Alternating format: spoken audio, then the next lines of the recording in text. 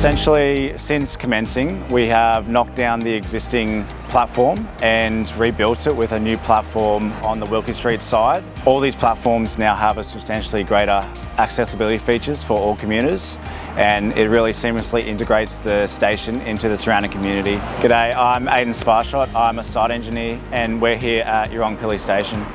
Day one, the first activity was a combination of removing existing services and demolishing the existing station.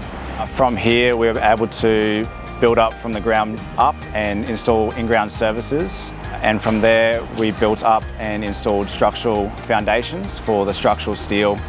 Once the steel was fitted out, we were able to install the FRP for the Voodoo platform slabs, which facilitated the fit out of the platform, the station building and the canopies. At the same time, we did all the civil roadworks and landscaping along Wilkie Street, including the entrance.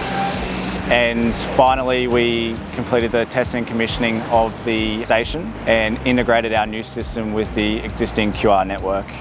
We've also installed ramps on all platforms from the lifts and from the entrance, which allows all commuters to get down easily.